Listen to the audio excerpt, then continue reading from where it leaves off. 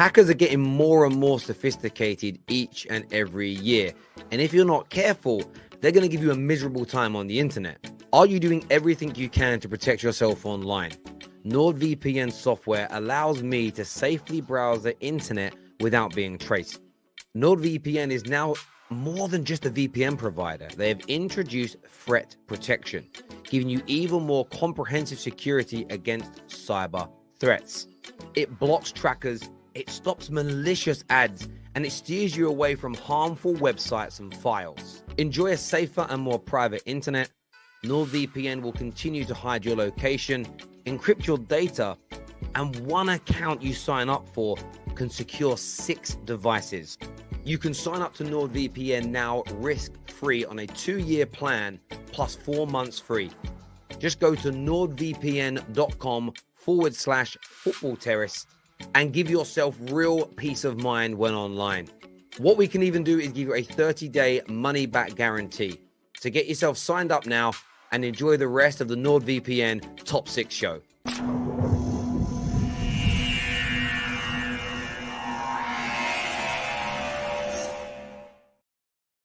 Welcome back, everybody. Another big weekend of football ahead. Arsenal host Liverpool. Man United go to Everton. Chelsea back in action. Conte under maybe a little bit of pressure if they don't win this week. We're delving into that all for you tonight. I've got a brilliant panel. Kaz is on his way. He's running a little bit late. But I've got the man, the myth, the legend, a.k.a. Sebastian is here. What you saying, man? Like, have hope. Half Hope. My name is Half Hope. My name is Half Hope, Double H. In an Alfie Moon shirt, doing his bizzo. There he is. Now, this man looks like he's absolutely cacking himself. This man looks like a boy. It is Tom Little in the house, ready to go this evening. This guy's balls are pretty big at the minute. This guy's balls are pretty damn big. The confidence is absolutely flying high. It's my brother Igal is in the house tonight. And of course, repping Arsenal, ready to go. Jessica Blackie's here, looking to charm us all with her brilliant football knowledge and all that jazz. Kaz, as I say, is on the way. I want the like button smashed. I want the subscribe button hit. We are sponsored, as you know, by NordVPN. And I want to give you a little thing on straight away. Yes, internet security is important. The discounts you can get are crazy. I want to say this to you, if you're a gamer and you don't use NordVPN, you're crazy. If you use the internet a lot and you're not using NordVPN, you're absolutely crazy. You can save so much money on video games using NordVPN. Most gamers will be familiar with like sort of the streaming service called Stream, the game service Stream as an example. If you place yourself in different countries, you can get massive discounts, huge discounts. I will actually show you this. This is legit, right? So you see here, right? If you buy a Deathloop in the United States online, it's like $60. If you say that you're in India or that you're in Argentina, look at the difference in price. Cyberpunk's, other games on there as well. So if you are a gamer, huge discounts available for you when it comes to playing those games. And on top of that, here's some discounts you can get if you place yourself in India on YouTube Premium, Apple, Spotify, even Office 365. Look at the difference in price on Spotify. £1.61 per month. £1.88 per month for YouTube Premium. Normally $11.99 in the United States, and it varies from country to country. So make sure you're getting that app downloaded, get it installed across all of your devices. Up to 6 devices you can install one NordVPN account on. Scan that QR code above my head or click on the link in the description below. Someone says, is this legit? Like 100%. Like, I'm not making this stuff up. I'm researching it every week. Discounts on hotels, discounts on flights, cheaper premiums, cheaper subscriptions. It's all available. Just trust me, my friends. Get it downloaded and get yourself signed up. But my people, that's pretty good though, right? Pretty good discount in there. What are you saying, boys and girls? No. India's where it's at, man. Shout out to India, man. Shout out to my Indian homies out there and so forth, man. You know. Yeah, if you're an NBA fan, you can get League Pass for cheap. Just to sign up to NBA. Yeah, because that's what we want to do, because NBA season now started, man. You know, Orlando Magic are winning it this year, so yeah, man. You're Orlando Magic fan. Yes. You need Bro, Hardaway is the greatest NBA player of all time. So that's a difference to discussion. But yeah, NBA season is here, so I think that'll be good to watch NBA stuff with them. That whole VPN Salinki. Do you know what? Yeah, No, I was just gonna say, I swear by my VPN. You guys know that. I swear by my VPN. Can't live without it. Definitely need to be different locations. Make sure I can use my apps. Make sure I can watch 3 p.m. games. It's me all day. See, someone said to me the other day. Someone said to me, "Oh, but if I use NordVPN, what I pay for NordVPN, and then what I pay for that Netflix, it then ends up being the same price. But not if you push that across all the things you subscribe to.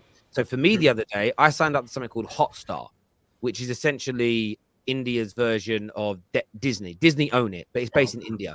So you get, if you're into Bollywood movies, you get all the Bollywood films, okay? But you get full access to Disney like you do in the UK, which is $7.99, and every single Premier League game for the equivalent of $5.99 a month.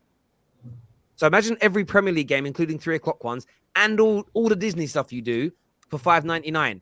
Of course, that's your big money saver, the Prem games. Well, I mean, that's saving me £65 a month. Yeah, if you're paying BT Sport and Sky Sports every month, that's like 75 quid. Yeah. No need for that. There we go. You don't even get off the games. You just get Norwich versus Burnley on a Friday night. Who wants to watch that? Exactly. Exactly. But there we go, people. More on that a little bit later on. So you canceled Sky finally. Well, yeah. I mean, it's as we know, we'll get onto that a little bit. Like, we'll remind you. We'll give you guys an insight what we're going to talk about later. All right, there we go. We'll talk about that later. What's the first thing been voted for by the viewers tonight? Remember, you get to pick the subjects on the show. Sometimes someone last week, Terry, I was desperate to talk about X on last Monday's show, but the viewers didn't vote it in. Well, listen, we are a democracy here to a degree. But the first thing they voted to talk about is Antonio Conte under pressure. And I suppose this is a little bit of an agenda from me, but I kind of feel like the pressure, everyone saw my video the other day, semi-viral. I feel like, they drew another game, battered by Arsenal. Spurs fans not happy with how they're playing football. Conte throwing players under buses. Jed Spence not getting a look in. Does anyone feel like there's a potential backlash or there's pressure now starting to build? They've got a difficult game. They're away to Brighton this weekend. What are we saying about Tottenham and Antonio Conte? No, but you see, my thing is that, but you have to be real with Tottenham. What are your expectations? Like, are you... Because for me, my thing for Tottenham is I think their ceiling is they finish second behind Man City. I don't think they win the FA Cup, they could. They're not sniffing the freaking UCL, let alone, I don't even know whether they make it through the group. And maybe they can win the Karabuki Cup. But my thing, though, is apart from the Karabuki or the Football Association, what else are Tottenham expected to do? So where is this pressure? See, pressure only comes if, let's say, you're like Chelsea. That's the third heaviest jersey in club football and so forth, because you're expected to win a trophy every single year. Tottenham are not trophy merchants. See, if you're a trophy merchant, then there's pressure to do stuff. Where does the pressure come from when Tottenham don't have a history of winning any trophies? So it's like, and also, if you have a dude who... Just very quickly on that, because I don't want to go off that point, the pressure is they're not playing, they don't care about the trophies at Tottenham. They're not playing good football. They're angry that they're playing dead football. Spurs fans, most of them, I'd say 80% of Tottenham fans around the world would rather play attractive football over everything else. That's what they love. It's their comfort zone. No. Then why do they hire Conte? Because you know what Conte is about. You're not going to hire Conte and expect to play free-flowing attacking football. You hire Conte to win. What do you want to do as a club? He's a pragmatist. Do you want your first trophy in 15 years, which is a massive stigma to get over, and would, push you back onto getting bigger and better things? And not saying it will put you, but you'll suddenly start to re-enter the conversation as one of the big clubs in England. Or, oh yeah, we play nice football, but we finish 6th. Our defense leaks goals. It doesn't make sense. No. But see, Tom, here's my thing, because it's interesting what Terrace says. Because I don't know what the answer is. What is the consensus amongst Tottenham fans? Is it that we just want to be known as playing good football? If we get a trophy, cool, or no? It's been way too long. I don't care how we get it. Let's just win a trophy. I don't know what the consensus is, because my thing is that Conte is hired to try to win a trophy. He's not hired to try to play good football. So my thing is that what is the consensus among sports fans?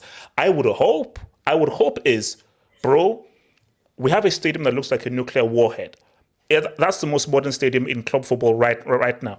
So you can't have a stadium that looks like a freaking nuke in the middle of London and you don't bring in any trophies. So it is stupid to have that kind of a stadium that looks like that and you don't have any trophies. So it would make sense that let's see what happens at the end of the season. You can't be like, oh no, we're not playing good football and so forth. Now, if he doesn't win any trophies and football is trash, okay.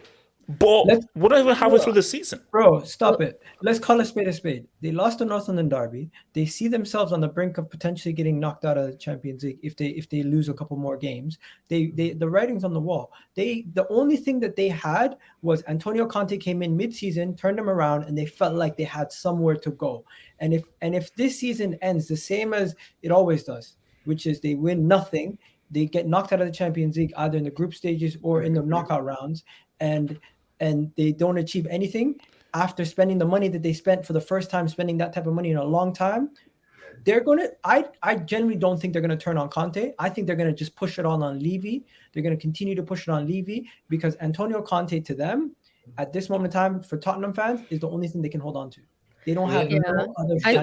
They should push it on Levy at that point because there's been 4 different managers. At some point, you can't just keep pinning it on the wrong appointment, because there's been 4 different managers comes in who've played 3-4 different styles, and not a single one has brought them what they want. So at that point, you can no longer continue to blame it on the manager, the coaching staff. You have to look further. Winning Tottenham at trophy is an impossible job. Let's be real. No. But okay, sorry, Jess. Go on. I was just going to say, I think that this is it for them. I think this conversation, it could go either way. They could win the game against Brighton and then go back on a run, and then it wasn't a crisis like some people are thinking it is. Losing the North London derby brings up a lot of emotions, so it can seem like things are falling apart. But the way that they're playing, I think it's good enough for them to get top 4, 100%. Like, they're going to win enough games to get top 4. Like, that's what they're going to do. Is it enough to win a trophy? Not the Champions League. I don't think what they're doing at the moment is enough to win Champions League. Like Have Hope said, it's probably enough for a Carabao Cup. But is that really what their ambition is? Is it that small, a Carabao Cup, and that's it? And this is the end of the road for, I think, for these front players, Son and Kane. That's who we're talking about, right? You remove them from the team. Who cares about anybody else that they have? None of those players are really anything special. So they have to get something out of those players now. And if that's what it is, and they end up with just a Carabao Cup or nothing, then was it worth it to bring in Conte? Was it worth it to spend this money? I don't know. I think this all just speaks to the mentality and the level of ambition of Spurs, because what they're doing right now is not going to win them the Premier League, and is damn sure not going to win them the Champions League. And if Son or Kane doesn't win anything this season, what do they do after that? But see, my thing though is that's why everybody always likes to look at the manager and stuff. And I think the manager has to take some blame. But let's look at these players. Let's look at Son. Let's look at Kane. Because how many times do we always have to say it's the manager, it's the manager, it's the manager? Sometimes in these big moments, these players flop. And these players underperform. Yeah, so you keep saying, oh no, this guy's a world-class player. Are they really world-class? Are they really? I think we're going off topic. That isn't what the fans are backlashing about. I'm talking about, I listen to a number of radio shows. I follow lots of people involved in Spurs Twitter. And when they tweet things and quotes, I then look at the replies. We have obviously Spurs fans that come on. And obviously Patrick and George are the main two, and Alan that come on at the show. Obviously back him, and they're like, no. But I can feel it brewing. And they lose to Brighton Saturday afternoon. Which they will. Which they may. You are going to start to see more and more people start to say, well, what's the point of this? Because, and there was a comment I put up earlier where it said I can't speak for all Spurs fans, but I want trophies. Some of you do want trophies, so therefore you will stomach the way you play. But Antonio Conte is never going to win you. He's won 32% of all Champions League games he's ever played in. When he goes into, I said it the other night, when he goes into the Champions League, he's basically like, is it Samson who cut his hair off and had no power? For some reason, when he goes into the Champions League, it does something to him. He gets space jammed. He ain't the same manager. His teams are poor. You can't have a 32% win ratio in the Champions League and ever dream about winning it. It's actually impossible to win it when you only win 32% of your games. When you can't beat Sporting, when you can't beat Frankfurt, you ain't winning that damn thing. they've got a chance at the Carabao Cup and the FA Cup. That depends on the draw, though. If they go away to Liverpool's, away to Arsenal's, away to the Man City's, at any point, Chelsea's, they're out. They're not winning those kind of games, Spurs. They never have. And people are saying, why don't we have a Spurs rep on tonight? George was meant to be here. He pulled out. That's why Jessica is here. So we were going to talk about this anyway. But I don't know. For me, I'm concerned about. We've got some super chats here, though, guys. I want to go through. First one, because you called them out. It's from Al. It says, "Ask LL what is Chelsea's history from 1905 to 2004." I have no idea who LL is. Well, maybe LL will come in the next show, but I have no idea who LL is, though. So you wasted your thing by saying who LL is, because I don't know who that is, bro. So yeah, unlucky, bro.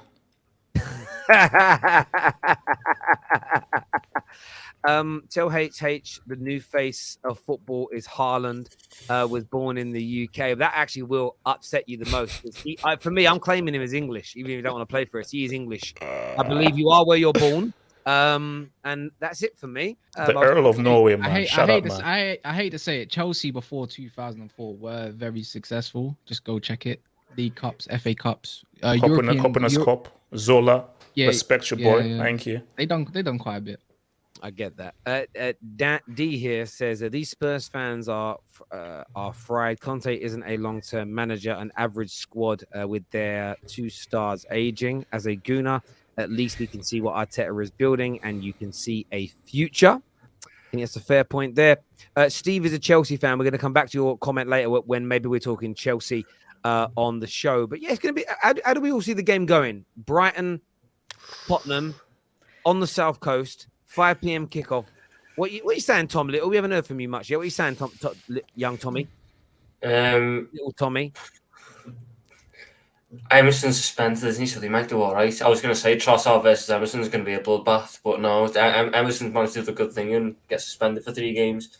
I think it'll be one of them ones where you see it with Brighton a lot under Potter now. I think they're going to try and do the same under De Zerbi if our game's anything to go by. They'll dominate possession. They'll have the majority share of it, and they'll be creating more chances. It'll just be whether 2 out of the 3 of Tottenham's attack can link up. Because most games, one of them has been decent. But having one of them decent isn't good enough, because against Arsenal, for example, Harry Kane, I thought, was quite good, especially dropping back, getting into space. But when Richarlison and Son waste the ball with every single pass, there's no point. So if we see a typical Tottenham performance, I'm probably going to go 1-1 or maybe even 2-1 Brighton. Because they create so many chances, Brighton. I didn't really fully realise it until they played us and should have been 5-2 up. At some point, they should have been 5-2 up. They create so many chances. So if they're doing that against a Tottenham team, they'll smash them. I think it'll be close. Yeah, I mean, I just don't like for Tottenham guys. What are your expectations? Because when you just look at Tottenham, I don't see a team that should be looking to their best chance are those cups. But as your boy Terry said, if they come up against a Chelsea or a City or so forth, they will lose. I just think Tottenham have to. Hence why just maybe, play attractive football and see where things land. Because even if you bring in a Conte, Conte winning a league with Chelsea is more feasible than Tottenham winning a league with him. Because, I'm sorry, City have a freaking cheat code with this freaking Norwegian bulldozer who's scoring in every single game. So nobody's beating City in the league. That is already a done deal. FA Cup and thing here, Sarri said, you will eventually have to face a big dog and you'll most likely lose because we know that Kane is trash in semis and finals. So again, maybe just get a manager who can make you play good football because you're now demanding a trophy. I'm sorry, Tottenham, you're just not in that conversation, bro. I'm sorry. Well, in turn of the Brighton game, I think the thing about when they were playing against us is, of course, they got into good positions where if they had the pass or they had the quality, they could have maybe potentially done something. It just depends on whether or not they have the confidence to do it. I think they were at the Emirates and they bottled it. And when they got into those positions, they panicked and they didn't have the quality. Against Brighton, they may have the quality. Brighton's going to have a lot of possession. They're going to be trying to score goals. The difference between Brighton last season and this season is they can score goals. They're a little bit more threatening. So I think the game is going to be a typical Spurs game. They're going to relinquish all possession and try to hit them on the break. And it's just whether or not if those players have quality or not. But what I will say is that one thing that has been exposed about Spurs over the last couple of games is if you have Kane providing, or you have Son and Richarlison trying to put in the final pass for Kane, it's not going to happen. Neither of those two guys can pass the ball. They don't have vision and they don't have passing. They don't have it in them. So stifle Kane and you might be all right. I think that's pretty much where you're at. You know what, Jess? I agree with you. But I'm going to take it a little bit further. You're saying it's going to be a close game. I agree with you that it's going to be a close game, but I think it's going to be a Brighton win. Based on some of the things that you said, and also going away from Brighton. When let's be real, they play some of the best football, and Tottenham they start slow. If Brighton can get an early lead against Tottenham, I don't see Tottenham breaking them down, because guess what? They play a similar system in the shape wise, and they can match them up man for man. I know you're not going to match up Kane and Son man for man, but if Son, Kane, and Richarlison start again, I really do believe they're going to have that issue in the midfield again. They might not have the control. The game's going to go away from them. Yeah. And if he changes up the formation and potentially goes with that 3-5-2, then I might see a different game. But if he goes with the same lineup that he went against Arsenal, I do believe Brighton are going to get the 2-1 victory. Yeah, it's certainly going to be an interesting weekend. We've put some of your score predictions up already. We've got some more super chats I want to do here. The first one is from Dan, says, I'm in the mud. We are not defensive. We can't finish, is what Dan says here. Hi, Dan. Josh says, my guy, Josh, hope you're well, bro. He says, Gal, we're joint top of the Champions League group with 2 home games. You can still lose it from here. That was my point. Gal, stop hating, man. Stop hating. You can still get knocked out in the Europa League. I'm not saying you will. That's all I said. You're reading too much into it. You know what people need to read into? Read into NordVPN, where you can actually go stream live games on Saturday for 3 p.m. games. They're not joint top. Sporting are top on 6 points. They're joint second on 4. Did this guy lie? Josh, you got it wrong, bro. Maybe you're not your second. You can't be yet. Sporting are top. I feel like you lot are putting a bit too much discredit on Spurs, man.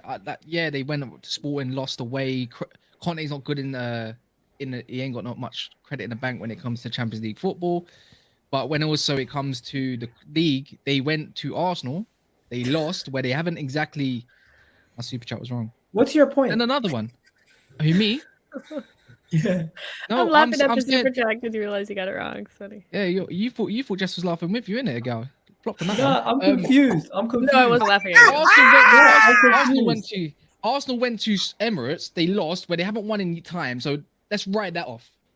Yeah, they're going to lose there regardless if Conte. I even said it. Even if Pep Guardiola was managing this Tottenham team, that Tottenham team still wouldn't have won that game against Arsenal. That's the difference, because the collective of players they have ain't that great. But they drew against Eintracht Frankfurt away, which I think is quite a decent point for them. They lost against Arsenal in shit fashion. Don't get me wrong. Then they had 10 men. Cool. They're gonna have a blip somewhere. But at the same time, I think against Brighton, I don't think they win. I think it's gonna be quite boring. 1-1, 0-0. I don't think Conte is gonna definitely change things up. I'll be interested to see if Basuma plays or he goes with a 3-5-2 this time, what he's typically used to playing. I just don't think Spurs are as bad as we're gonna make them out to be. They're gonna still play rubbish. They're still gonna collect points. They're still gonna collect points in a bad fashion. That's what we know for now. That's it. The one thing I will say about the narrative around. Sorry, but that's my point though. I'm telling you now, that is what the backlash is. Spurs fans don't care about coming third and playing bad football. They just want to be entertained with their football. The majority, like the amount of Spurs fans that are angry, like, I don't like how we're playing, but you're third in the league. Yeah, but I want to play better football. I get, if you went into Spurs grounds on Saturday and did a poll and said 5th place best football in the league, 3rd place boring football, they'd pick best football in the league coming 5th. 80% of Spurs fans will vote for that. I'm telling you, I mean it. I really mean it. I mean it. I don't think you can play good football with the Spurs team, though. I honestly don't think you can, because the collection of players they do have. It goes to who you. The issue is, everything begins and ends in the transfer market. Conte was buying players because he wants to try to just win games. He feels like, if based on these players that I'm buying, I'm not here to entertain, I'm here to win games. And I'm here to try to hopefully win a trophy. Hence why for Conte, you don't judge him now, judge him at the end of the season, and let's see what trophies you've won. Now, if you're trying to now play, but of course you can't play good football with freaking Richarlison, who's a fake Brazilian. You have to actually buy players who can ball and pass the ball. So it really comes down to the manager you get. As we said before, Conte ain't going to be playing attractive football. That's not what he's about. So what the hell are you expecting? That, oh my God, the football is so bad. It's freaking Conte. Fair enough. The thing is that they played such attacking football at their prime, didn't they? And they didn't win anything. Yeah, true. Josh here says, low at my last super chat, but yeah, this is still one of the best starts to a season in the Premier League era that they've had. Everyone I know backs Conte. He needs time. That's fair enough. We're going to move on to the next subject, people. And the next one's an interesting one that the viewers have voted for. Thank you, Josh, for the super chat. So we had a number of options. We had Rashford is back. Chelsea now cooking. We had Haaland is world class. But the one that got 33% of the vote tonight and that we're going to move on to next is Gary Neville looks silly. Gary Neville looks silly. Do any of you know what I'm talking about? I'm intrigued. I'm very intrigued. Well, it's just something, again, I wanted to ask your opinions on this. He's going to Qatar, right? Well, yeah, you all know I've got a problem with virtue signaling. Now, I've got a problem with everybody that moans about the World Cup being in Qatar. And I'll tell you as to why. Personally, some of the laws and rules within that country don't match my personal ideology. However, that is their country. It is an Islamic country, and that is their rules.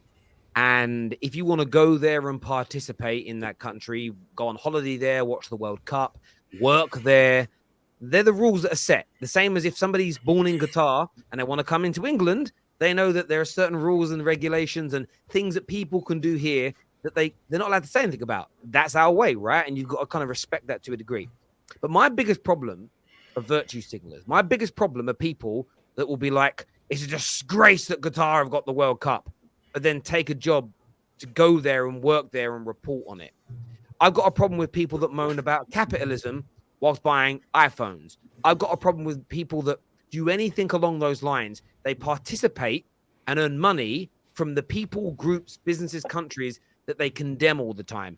I've got an issue with people that moan about human rights, but the same people that you're moaning are treating human beings wrong, you're going to take a big amount of money from them to present their TV shows for them. And for me, I think he looks like a bit of a silly boy.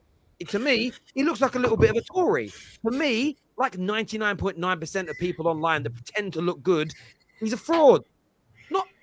I listen to his punditry, but in terms of his politics, Gary Neville's done for me now. Like I just want to get your guys' take on that. Everyone that's moaning about the Qatar World Cup shouldn't go. Like this, I see people all day shouldn't be there.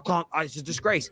But you're gonna watch it, so shut up. I don't know about you lot, but for me, here's my thing. Sorry, very quickly. My thing with this whole Qatar World Cup, it's very complicated. So look, here's my thing. I look because 2 points. So let's say I look at FIFA as a first point. FIFA, I'm confused. You can't present yourself as football is for everybody. We're now going to have an LGBTQ thing, rainbow thing. We're not going to have a thing about anti-racism. Have all these things because you want football to be for everyone. But you know what the laws in Qatar are. And a dignitary from the Qatar World Cup is saying, if you're a homosexual couple and you do homosexual acts in public, the repercussions is down to you. So for FIFA, how are you promoting football is for everyone and you've given the World Cup to a country where these things are illegal? So that's one idea. Put that to one side. The other thing is this. It is what it is. We are here now. So as I wish to point that Terry is saying, you have to be consistent. If you're fully against Qatar having the World Cup and you think they're wrong, then you shouldn't be reporting or doing anything to do with the World Cup. But if you want to report on the World Cup and be talking about it and analyze it about it, it is what it is. They have it. It is what it is. Like we have to go to the prime mover, which is that, okay, should Qatar be given the World Cup if these are the certain issues and FIFA is trying to present football a certain way? It seems as if there's an oxymoron there. So, but That's prime mover has already passed. We are here now. They have it. They're going to be hosting the World Cup. These are their roles. It is what it is, you know. So you should have made these complaints years before they received the award. Now they have it. All this stuff they are saying, it's a moot point. So I'm not gonna lie, yeah. It's just Let me, not let me- good. give me 2 minutes. Give me 2 minutes, yeah. Actually, not even that. 30 seconds, bro. There's something that I don't disagree with, but put a multi-million-pound contract in front of my face. I guarantee most man in this chat, on this live right now, are taking it, even if you look like a bit of an idiot. And I'm one of those idiots then. Oh, I'm taking the contract as well. You give me 5-10 million pounds to go host it, I'm going to do it, bro. And I don't disagree, Kaz, and I don't disagree with you. Being However, honest. however, if you're out there every day trying to influence the public with your virtue, with your moral, if you sit there every day, Yeah. I know you follow, you're Islamic, right? Am I correct in saying that? Yeah, I'm Muslim, yeah. Okay, you're a Muslim lad. If you're out there preaching to people that this is how you should be, this is how you behave, this is what you should do, but then on Saturday night you're coming out with me drinking, you lose credibility. Gary Of course you Neville, do.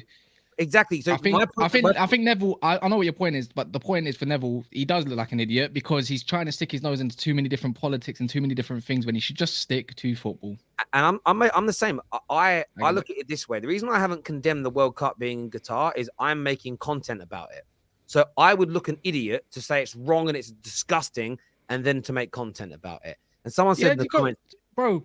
See, as a Muslim, yeah, I'm not. Go do what you got to do. It don't bother me, innit? Just don't do it in front of my face or something like that. But it happens everywhere you go, no matter what. Even people even straight people kissing in front of me, I don't like it. Like going, but I can't stop it. I'm a bit the same. Like public displays of affection. Just don't do it in front. Just don't do it in front of me. It don't bother me. My life. You go do what you gotta do. I go do what I gotta do, and we move on. Simple as that. I 100% hear you. And someone said in the comments, you can't do nothing but participate in capitalism to a degree. But there are things that you don't have. There are still voluntary actions you don't need to partake in. When I worked at the private bank at Barclays, a lot of celebrities and people that we've all heard of banked there. And I would see them in the media talk about this is bad, that's bad, you shouldn't do this. But then they're straight on the phone to their bankers. What's the best kind of account for me to put my money in to like pay the least amount of tax possible? So I've got an issue with people that like virtue signal about these things and they don't participate in them. And that's my issue with Gary Neville. But it was a bit of a short one, really. I wanted to know what people thought and felt about it in relation to that. But yeah, it's just a strange one to me. It's like, unless you're going to follow through with your actions, shut up. That's my message to people online these days. Unless you're going to follow through with what you're threatening. Like when people say they're going to turn their back on football with the Super League happened. Do you know why I didn't say that? Because I was making content on if it happened. So I'm not going to say I'm going to turn my back. I may not be the nicest person in the world, but I am not a hypocrite. I'm just not a hypocrite. I can't do it. You know what, Terry? Some of the things though that I'm seeing is outside of homosexuality and stuff like that. I'm seeing a lot more of like just everything about it. They're complaining about loud noises. You can't be making loud noises playing music. You can't be showing you can't be saying profanity. You can't be doing this. You can't be doing that. Just basic things that people don't tend to do on a regular basis, on a regular day. You don't tend to just go somewhere and play loud music outside for the fun of it. You don't tend to walk around yelling and screaming and cussing people. You don't tend to go and well, Igor, we've seen a few World Cups and Euros where that stuff has happened. So it's good that they're starting that out now. My point is, I hear you. Come here. Those things aren't meant to happen here.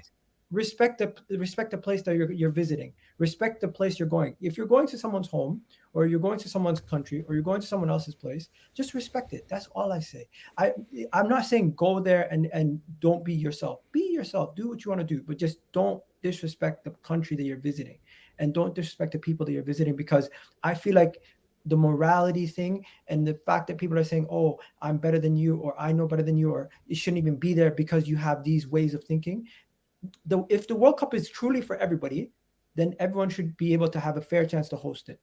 That is, facts. It's never going to happen though. English fans, we all know what English fans are like and what other fans are like. There is no chance people are respecting them. Oh yeah, I mean, again, I wouldn't just label it as the English. I mean, German fans have got issues. French fans, Swedish. There's ultras at every level. Do you know what I am kind of looking forward to though? Because I don't have any sympathy for football thugs.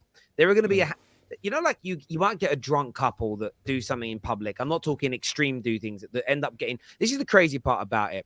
Like, you're not going to have a young couple who kiss in the street after, get like lose their lives over this. However, and once they lose their lives, like spend years in prison. But what you might end up getting is just a few thugs that find their way in that country, thinking they're big men in a country that has genuine discipline. They're going to find themselves in a little bit of trouble. And there's a part of me that's like, I wouldn't mind being a fly on the wall in the room when some big man with, with swallow tattoos on his hand is crying in a cell because he realizes he's not being let out by tea time. So there we go. But viewers, make sure. You know what? Forget it. I'm just gonna stop. Okay, no worries, mate. Smash the like and the share button for us, people. Next topic that's been voted for, but I want to get your opinions on, people. Is Haaland world class? Oh. We seriously asking, is someone with, what is it? Is it 14 or 16 goals in 11 games? 19. Can I go? 19 goals in 11 games. He's a world-class stats padder. He's a world-class stats padder. He's a world-class stats padder. I think everyone. Stat pad. You're making it out like stat padding is a bad thing. No, it's a good thing. But no, Tom, let's just put him in his place. He has great support system around him. What he's doing goal scoring wise is great, but please don't make this guy the face of football. Please. Why? Let him just start padding in peace and so You forth. are such a He's the best eye in the test world type at of doing what wins person. football games. He's the best in the world. He's the best that I can remember from recent years of doing what wins football games. He's the best in the world at putting the ball in the back of the net. Why are we not allowed to put him on that pedestal of being one of the best in the world? But you know what, though? We have to have the same energy for him. Like, he's definitely somebody that will eventually become world class, especially, like, for me, it's inevitable, but we have to have the same energy. He played for Dortmund. They weren't particularly, like, winning trophies or doing anything special. He's Norwegian. It's not really his fault, but they're not at the World Cup, and I think we have this thing about world class is also about the achievements and the trophies that you have, and he'll have a bunch of individual trophies, but I think we have to wait a little bit longer. There's players that are considered world class now that have so many accolades, and so yeah, I think it's going to take a little bit longer, but it's inevitable, especially playing for Manchester City, eventually ending up at a Real Madrid or a Barcelona. It's going to happen for him, but I think it's early days to be giving him those types of titles when we don't, like, when we talk about Harry Kane, we're like, well, you ain't got no trophies. Haaland don't got no trophies either. I think world class is subjective Sorry. based on your definition of it. So I've heard several different definitions. I've heard definitions of you're world class once you're top 5 in your position, or you're world class when you're top 5 best players in the world, or you're world class when you have an ability that is better than everybody else's that no one can stop.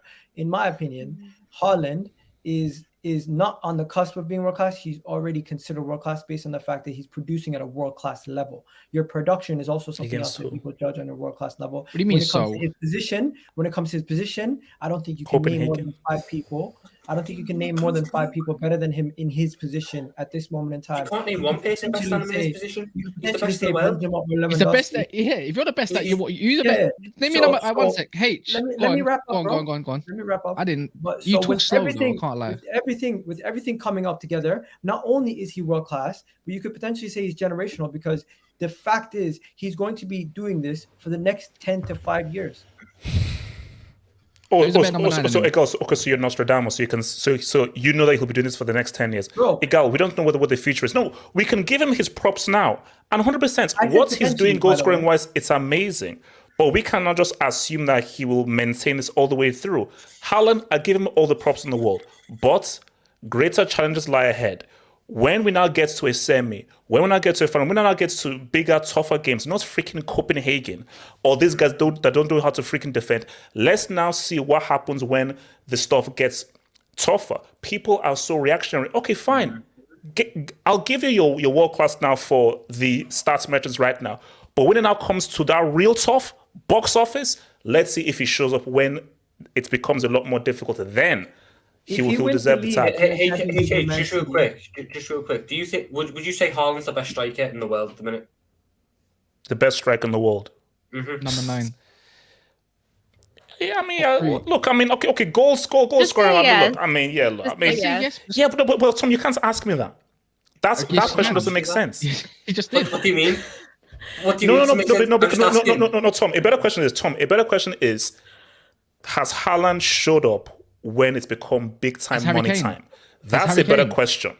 But He as got a Harry hat Kane- trick in a Manchester derby with 2 assists. That's United the biggest game against. of their Wait, season so no, far. Tom, don't do that, Tom. He got a hat trick against a team who've not sniffed a trophy in about a freaking decade. So Yeah, basically- that means nothing to me. So basically, Now- have hope now- right now. now Right it's now. Salah, but then- Guys, now it's guys, Salah. one at a time. He's the first player in English football history to score 3 hat tricks in his first 3 home games ever in our league.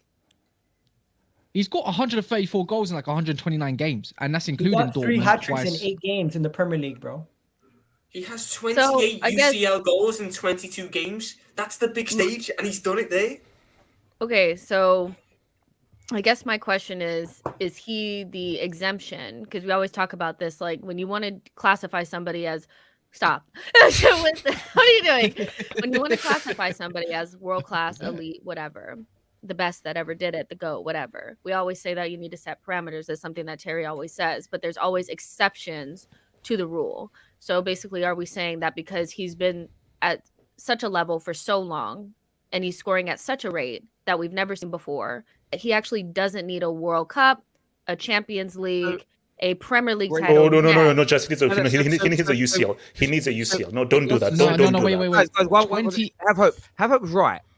He needs to add trophies to this. He needs to add trophies, but he's probably going to add a Premier League straight to it this year, as an example. And I think he will add these trophies. In terms of his goal scoring records, let's look at this. The best young, because he's 20, you can't judge him as a 25, 30-year-old. He ain't done it yet. He is the best 22-year-old finisher in the history of league football, as you can see here. These are the stats. Wait, more He's than the best. Ronaldo? He's better than all of them at finishing, okay? When you compare him to the 2 greatest footballers of all time at 22 in terms of goal scoring, he leaves them for absolute dead. The levels that he has set this early on in his career are above every single other number 9. Someone actually said that Van Basten should have been on that list, and I checked Van Basten's overall numbers at 22. Amazing, 143 goals. This guy's got 40-odd goals more than Van Basten had at this age. However, you are right, have hope. This is where you're half right.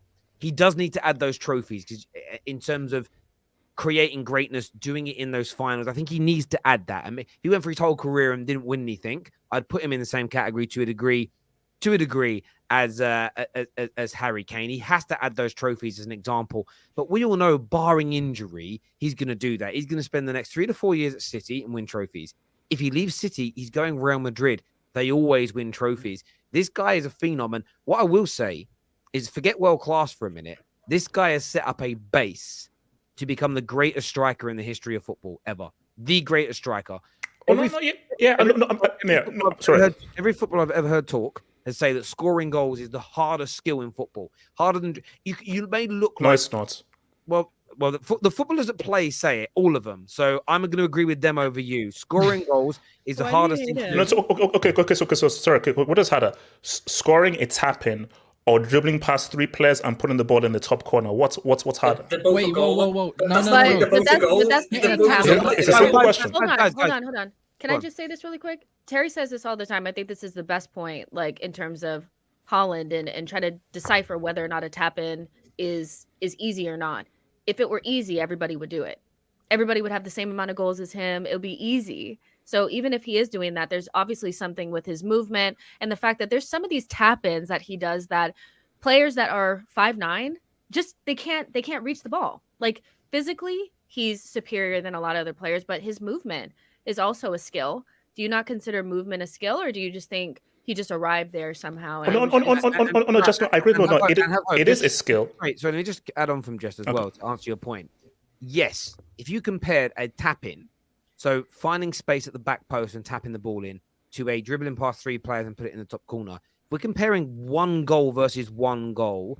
That dribble and rocket into the roof into the top corner is better. But if you're comparing 173 goals versus a play like even Messi, how many goals did he dribble past 3 players and put it into the top corner? How many times in his whole career? How many times did you say he's done it? Terry, in that year that he broke his record, Messi was doing it a lot of times. How many times has he done it? A lot of times. Several times. Give me a number. How many times do you think you dribble past 3 players and put it into a top corner? How can I give you a definitive number? Okay, Terry. I'll do you. Okay, no, Terry. I'll do you one better. There's dribbling is one thing. There's chipping the ball over a keeper.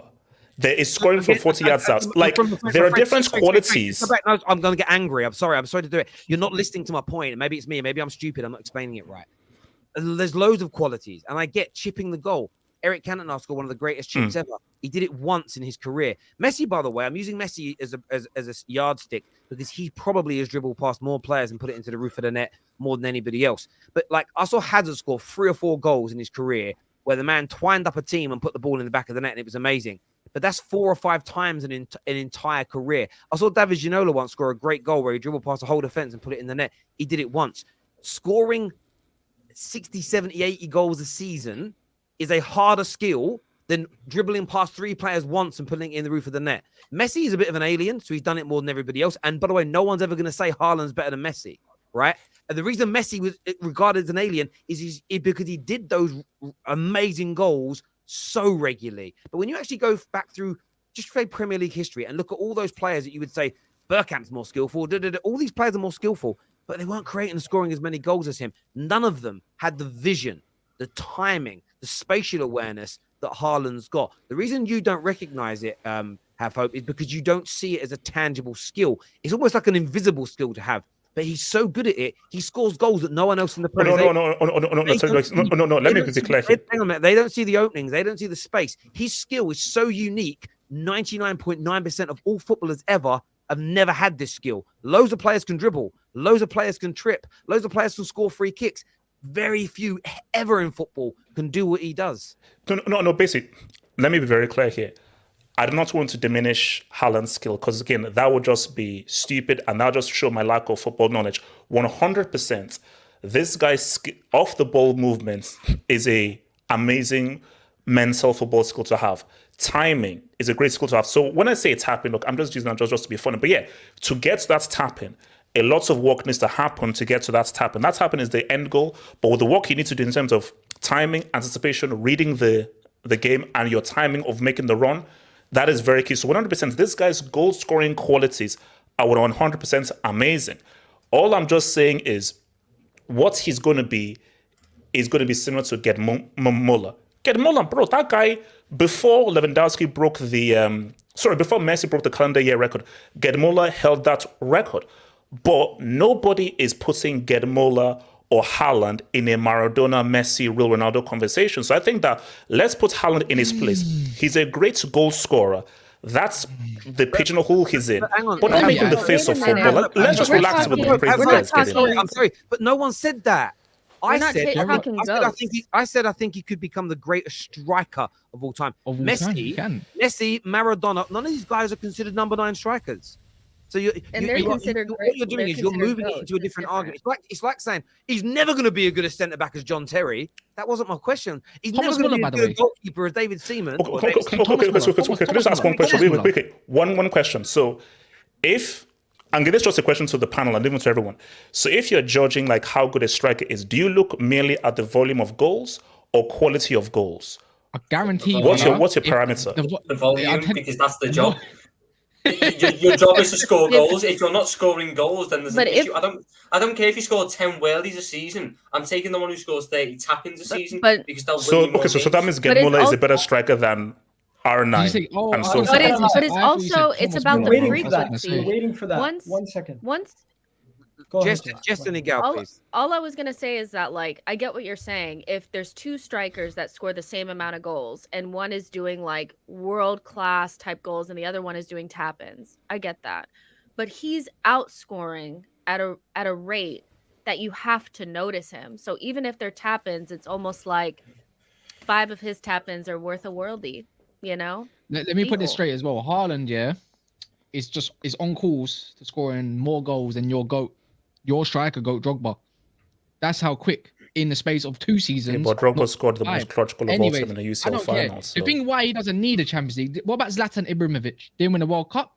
didn't win a Champions League either. But guess Ibra what? is overrated. He goes No down one as one of the greatest- is checking for it. Don't give me that shit. Anyways, Yeah. I don't know how much air. He never made a UCL final. Who cares about So, Ibra? hold on. Guys, slow down. I want to go to Agal. Agal was waiting. Sorry, go on. I feel like have hope you're a gatekeeper for strikers and football players in general, based on the fact that you have favorites and you don't want your favorites to be put in conversation with players who have less talent, but they outproduce that player. Said when we talk about Eden Hazard and Salah, it triggers you. When we talk about Haaland in comparison to R9, it triggers you. When we talk about certain players that outproduce your so-called GOATs, but this is the actual agenda. Because you are gatekeeping these so-called GOATs, you can't actually praise players that are in front of you. So I don't think you're doing it intentionally. Maybe it's subconsciously. You're just doing it. But you generally have an issue with gatekeeping these GOATs. Allow it. Just let the players that you're witnessing in front of you do what they do, and stop judging them based on their technical ability and judge them based on what they're actually producing. Miguel's right. Because He's right. you're absolutely spot on. I think the eye test is the element where all of these players, like when you actually put this list back up on the screen, everyone's going to pick players off this list that they consider to be the greatest of all time. Some will pick R9, some will pick Romario, some will, some in the future, some might pick Mbappe. Most will pick Lionel Messi on this list as an example. Everyone will have a preference around what they like and what they prefer. But someone here says that there was someone in the comments that said that he'll always be R9 will always be better. If Haaland keeps scoring like this for a decade and wins more, scores more, breaks the records, he will be a better striker. Would I say that R9 had better skills than him at his absolute best? Yes. Was R9 at maybe his peak better? The answer is yes. But that's not the only factor. And people like to change their tune. I'm not going to... My point is this. I'll never... You're shaking your head, but you know I'm not... And Haaland and R9 in this... Guys, let me finish my point, please. I'm not changing my morality. If someone performs at Haaland's level for a decade versus someone that did it for 5-6 years but got an injury and fell off, 6-7 years and got an injury and fell off, your ability to not get injured, your ability to stay fit, your ability to maintain yourself physically is an attribute. It's all part of the physical attributes of a footballer. And now we all know that when you play computer games, if someone's got all the skill in the world but slow paced, you pick them. If someone's got bad stamina or bad injury recovery, you don't pick them. Now that's a computer game, but that element of computer games filters through to real life. If you're a player whose body breaks down, you're not available enough, that's a detriment to your overall status in football. For me, you're looking at an athlete and an athlete's ability. If I was a 100-meter sprinter and I was faster than Usain Bolt, but every time I run fast, my hamstring snapped, I didn't finish a race, am I better than Usain Bolt? I'm not. Injury tax. He's winning the races, but this is my point. So I'm not having a go here at R9. R9 is one of the greatest and most special and influential players in the history of football. But if Haaland keeps scoring like this for over a decade, breaks records, wins all the trophies he possibly can as a player, probably not going to win the World Cup being Norwegian, with all due respect to Norway, right? But he's got every ability to becoming one of the greatest, if not the greatest striker of all time. And for me, I think he's already playing at a world-class level. But to move into the greatness category, you're right, have hope he needs trophies. But I know what you're going to do. You're going to keep moving the goalposts on him week in, week out, month in, month out. The same way as you did with Harry Kane so much. Like for me, what tier do you have him in? Have hope. I really want to know. Oh no. See, Haaland right now he is because I do it based on form. He is tier 1. He deserves all the plaudits. So as in terms of his role as a goal scorer, he's definitely one of the best doing it right now. All I'm saying though is, in my view, again, I don't want to trigger anybody or anything. I just feel he's a great goal scorer. He's a garbage footballer. And I think that watching him as a footballer, in terms of just his football fundamentals, he looks like a bulldozer. Right. He plays like a freaking bulldozer. Right. So it's ugly to watch him play. But in terms of goal scoring quality, but I mean, look, the lack of technique and so forth. I mean, look, it is what it is. Man. Let me score his goal. Jess is right. You know what? If he was, I suppose, a pretty boy, something like that, you might say something different because this is how the world likes to behave when it comes to people that are good looking, because he's not exactly, to most people, the best looking footballer in the world. That's probably why you don't like the look of him. He ain't got a pretty boy Hazard looks or anything like that. How No, can you say he Kaz, no, looked don't at do that. him? Everyone, How can you say? everyone how knew can stuff you about David say- Beckham, and I say Becks is the most overrated player of all time, and he made his living off being Man a said model. ugly to. How So, can you say ugly to watch? His movement alone is great to watch as a striker. Thinking, Kaz, why he can plays my like striker not do that? he's a bulldozer. Bro, Come on, he bro. did- Yeah, no, okay. Have hope. You can sit there and think that Ronaldo, and he probably will remain a better footballer than complete footballer, Haaland. yeah. Does Haaland have the potential to become a greater footballer in terms of legacy than Ronaldo? Yes, if he keeps these numbers up. Oh no, 100%. no. He can win more trophies and score more goals. Cool, but he can never be in the same conversation as like that's never happening. But he But will he can be. score more Why not? goals. Why not? Not a ball. Why can't He he is. be in that same He will conversation? be. just Have hope. can't, Have hope. man. But this is the problem. Have hope. Your opinion, okay, can't escape the fact that if you score more than R9, win more than R9, more consistent than R9, you were at the very least going to be in a conversation of being a greater, better footballer than he was. And your point is, you view who is the best and worst footballer based on the type of technique you enjoy watching.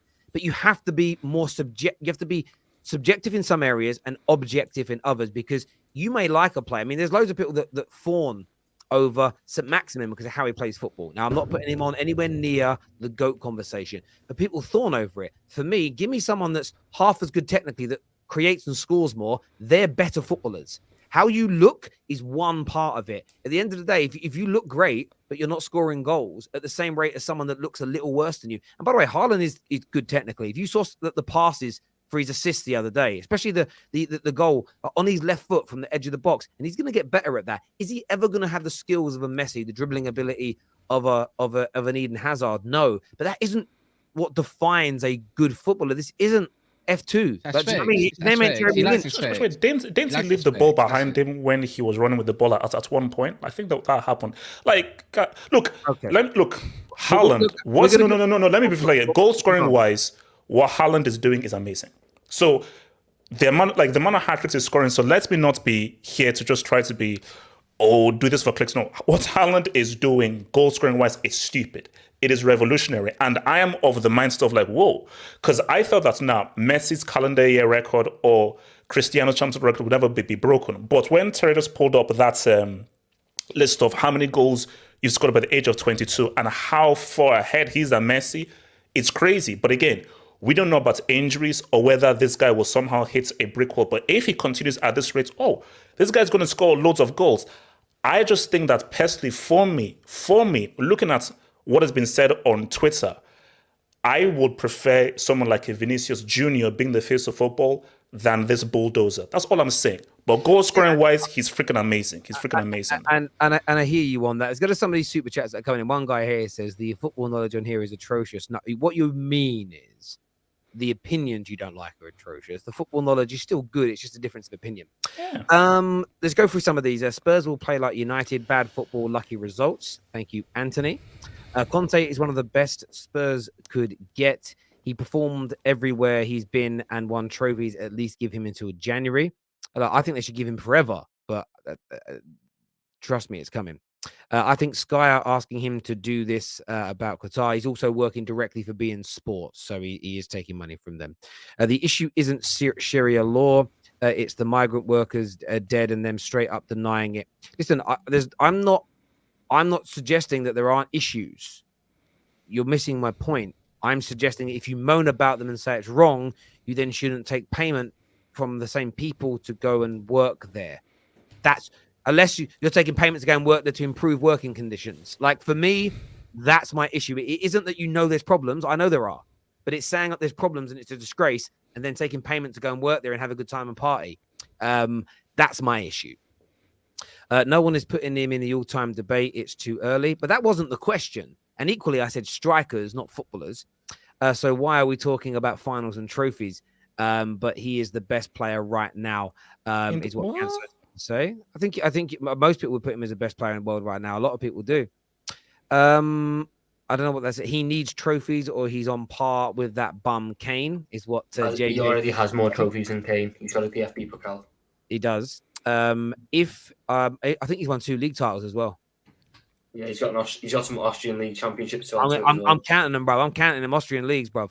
I have a question for Didier Drogba. Giroud and Drogba? Aubameyang. I think he means you. No, it doesn't, because my name's not Drogba. My name is Half-Off, so I don't know what he's referring to. Giroud and Aubameyang are you guys going for Nketiah next? Are Chelsea going to sign Nketiah next? Have hope. Sorry, my name is Half-Off. It's not Didier Drogba, so I don't know who he's referring to. I'm asking but if you're asking me, no, we're not going for that trash useless Nketiah. He can stay in that no trophy team known as Arsenal. Thanks. I'm pretty sure he has more goals than all this. Nketiah can stay in that no name, no trophy team known as Arsenal that don't speak fluent trophy. Igal and Jess, you don't speak fluent trophy. Just focus on top 4. Thank you. Okay. Haaland is a great goal scorer, not a good football player. Perfect. I'm not saying stats don't matter, but if we say Haaland is better than R9, we might as well watch basketball. Factamundo. Again, I think what everyone's doing, and maybe they're doing it deliberately, technical footballer, R9, I would always say that. And no one is actually suggesting that he's better than R9 right now. But if he keeps scoring like this for a 10-year period and wins the trophies, it's definitely an argument to say he's had a better career, better legacy, and a greater player in the game of football.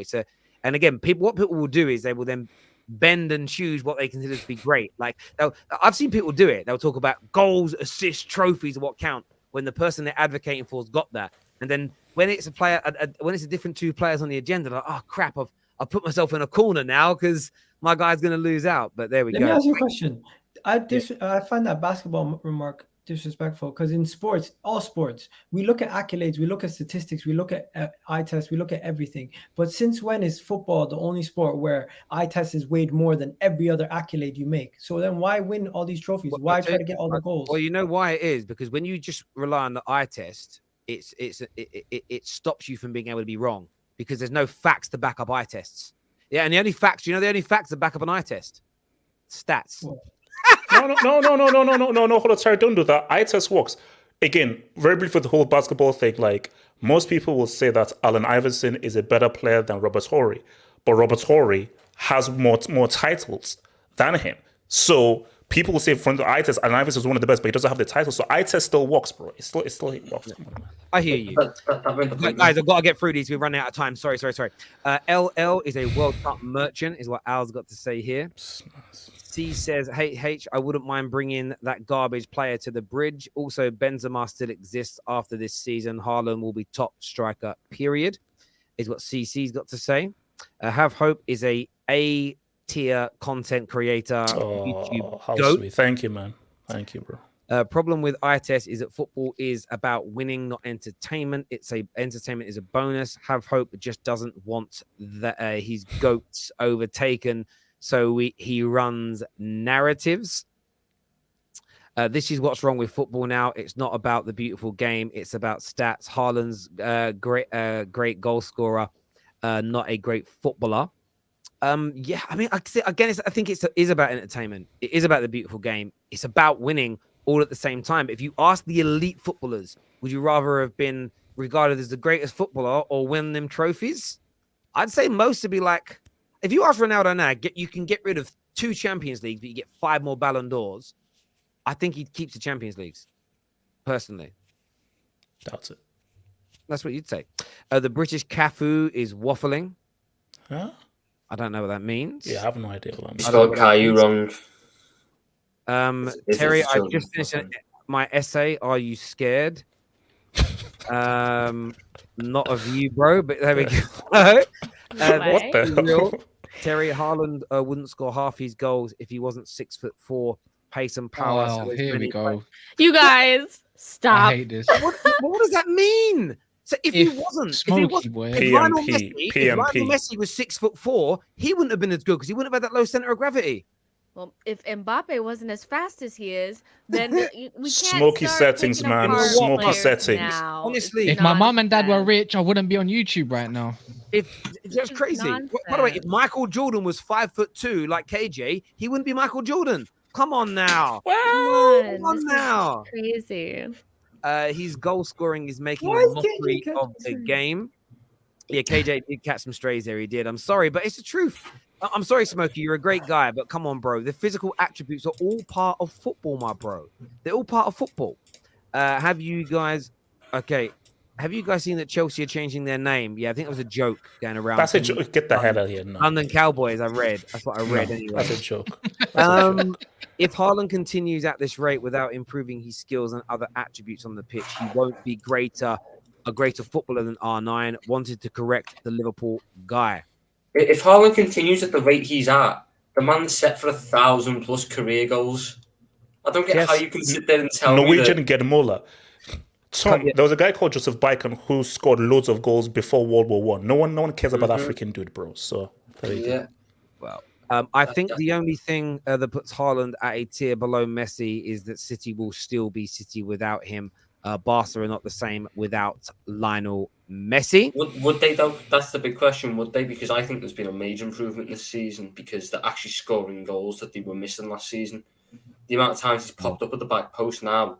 I mean, there's that video going around Twitter recently of the Jesus chance against United a couple of years ago, which fell in a pretty similar spot to the one which Haaland. Tom, they got 100 points without Haaland, man. Come cool. on. Yeah, they did. This isn't the same City as it was 5 years ago, is it? 5 years ago, they had Sergio Aguero still in his pump. This is a City team now that last season lost up a 13-point gap because they kept missing chances. Now they aren't doing that. No, I mean, it's a weird thing to say he's not that great because City would win without him. The goals he's scoring, he's on course to beat Messi and Ronaldo's single season goal scoring rates, and no one's done it before. The so-called better footballers in amazing teams couldn't do it. That in itself tells you everything. Viewers, though, thank you very much for watching so far. Please make sure like buttons are being smashed. As we said at the top of the show, we are sponsored today by NordVPN. Of course, very important to protect yourselves when you're online from hackers and your personal data being harvested and all that jazz. But there are lots of benefits you can get from using NordVPN. One of them are your subscriptions. So I'm going to put something up on the screen so you can see this here. If you are somebody that uses YouTube Premium, Apple Music, Spotify, Office 365, or much, much more, just by using your VPN and placing yourself in a country such as India gets you huge discounts on these products that you may already be using. Equally, as you can see, the difference between prices of computer games to download via stream, the likes of Cyberpunk 2077 and Deathloop, huge reductions in costs for you. So there are many, many advantages to have via using NordVPN, including cheap train tickets, cheaper flights, cheaper hotels, big reductions on the cost of watching Premier League football, including the 3 p.m. games. Any more information you want, feel free to DM me, but get it downloaded now. It's available across up to 6 devices on one account. It's as cheap as chips. We can give a 30-day money-back guarantee plus 4 months free. So scan that QR code above my head or click on the link pinned into the live comment section or description below. But the next subject, people, it's been voted for 61% of the vote. Arsenal host Liverpool in the Premier League Sunday afternoon. Here's the preview. I'm going to mute you in a second there. Have hope. You're breathing right in my ear roll. How are we feeling about this game? I'm going to go to you first, young Tommy. You're the away team. Arsenal in the ascendancy. Arsenal scaring everybody. Mm-hmm. Liverpool looking as leaky as a broken fridge. What are you saying? First time since 2017. I've been going into an Arsenal game thinking about the favourites. And I don't like it. I really don't like it. They look so dangerous. They look so dangerous at the minute. And in terms of the fact that we've got so many question marks about us, so much that we don't know, compared to Arsenal, which looks set in what they're doing, set in the system they're going to play, set with the players they're going to pick. They just now are just looking to build consistency. Whereas I couldn't even tell you. Apparently, Thiago missed training today, so that's good, isn't it? We've got no one there. I might have to watch James Milner, Jordan Henderson midfield next on Sunday. So who knows? I'm just not looking forward to it. There's so many matchups in this game, which in previous years I was confident about. Now not so much. I'm just not looking forward to it. I don't like it. I don't want to watch it. But hey ho, who knows? We always seem to have this weird little record against Arsenal. So fingers crossed Diogo Jota pulls it out this season, bags us 2 or something. But right now, I can't sit here with a straight face and tell you that we're the favourites and I expect us to win this game, because I don't. Going quickly before, obviously, Eagle and Jess say, just very briefly, I think this is the most important game for both sides. From Liverpool's point of view, if Liverpool lose this, I think it is definitively that, this season is a write-off and suffer, specifically in the manner that they lose this. If Arsenal beats Liverpool, I think this could be a very important win for them psychologically and mentally, and for us to say, okay, let's now start to take Arsenal seriously, because as bad as Liverpool have been, it's still Liverpool, and there's still that kind of psychological barrier for them to go through. Now, if it's a draw, it is what it is. But I think an Arsenal win, mentally, psychologically, could be huge for them, of like, oh, can these guys actually dance with City until they eventually lose the title to them? And for Liverpool, if they can go ahead with all the questions and how well they're playing, beat Arsenal, this could be the turning points for Liverpool season. If they can go there with guys not even believing in them and beat Arsenal, who are in form, this could be the turning points for Liverpool, especially if Salah scores. Bro, I think the exact opposite. I think that if Liverpool beat Arsenal, people are going to point it as, oh, Arsenal were never really this good. And I think if we beat Liverpool, people are going to say Liverpool have been poor. I think it's the exact opposite. I think people are going to build it up like this, but after the result happens, they're going to just spin it in whichever way makes the result look like it was bound to be this way regardless. And it just happens every year. It generally happens every year. It doesn't matter if Liverpool are, if we're going to a game, I've seen it many times before. You build it up, say, oh, Liverpool, Arsenal, or Arsenal, Man City. And when the result happens, you paint it as, oh, this was the norm. And either way it goes, if Liverpool beat us, people are going to say, oh, it's the norm. If Arsenal win against Liverpool, they're going to say Liverpool have been shocking this season. So I think it's the exact opposite. I don't think it's that big of a game. I think this is just another Sunday night. I don't think so, Miguel, because how you start. One quick thing. Liverpool, man. What about Man United beat Liverpool? Liverpool beat shocking. Egal. Wait. Okay, what if, maybe to Eagle and Jess, what if, still though, if Arsenal completely beat them, like it's a total beatdown, despite Liverpool being bad on form, it will still say something. Yeah, like I think that's the thing. It's like all these narratives, they are what they are, but Liverpool is still the team that we know that they are. They're just in bad form, and we're in good form. And I remember last season, Liverpool started off kind of shaky, and they started to try to really turn the screw to try to get back really close to the title race when we played them at home, and we lost. And they needed those points badly, and we needed those points badly, and we didn't win. So I think it doesn't really matter what the story of the season is. I know people really focus on that. Arsenal need to get the 3 points to turn the page on this mental block that we have with City and Liverpool. Like, you have to. Like, this is it. Like, you guys are not in great form.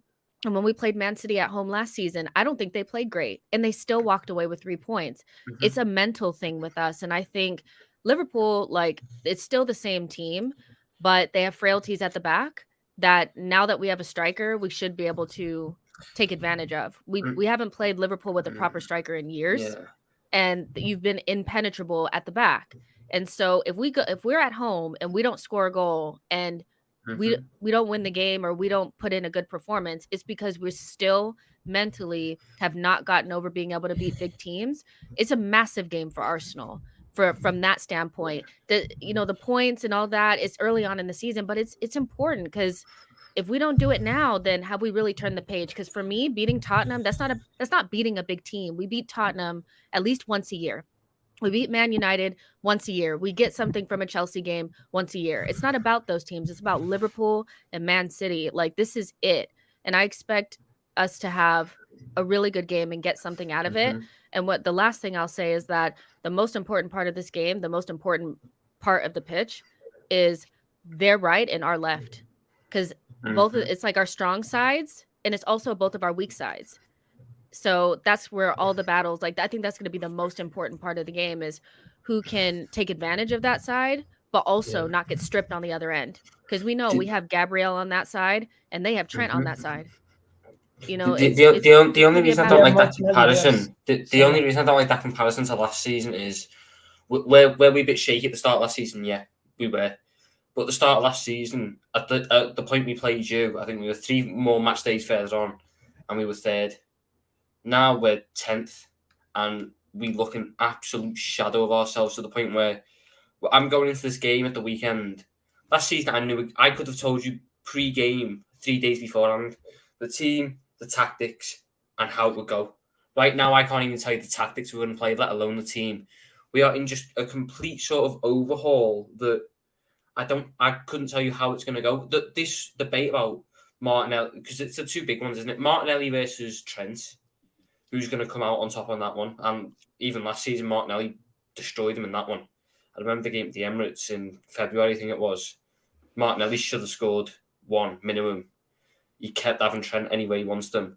And for us, it'll be Salah, Jota, or Nunez, whoever gets into that right channel up against Gabriel.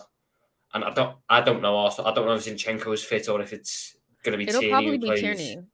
If it's Tierney, then it is going to just be I up never against that matchup of striker / right winger against Gabriel. Because if it was Zinchenko, I could potentially see the idea of us getting into the space that he vacates when he cuts in to try and overload the midfield. Now it's Tierney, he doesn't do that as much. He's a more natural fullback. It's just going to be them debates.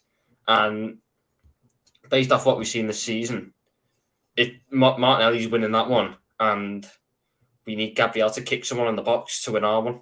So let me just say this. I feel like just about the mental thing. I feel Liverpool's fear factor is gone. Like, I just feel like going into these games against Liverpool, teams don't fear them anymore. And I feel like Arsenal shouldn't fear them. If you got Fulham, Crystal Palace, and all these guys coming to face Liverpool, and they're like, let's have a go, we can get something from this, then what's stopping us from having that same mentality?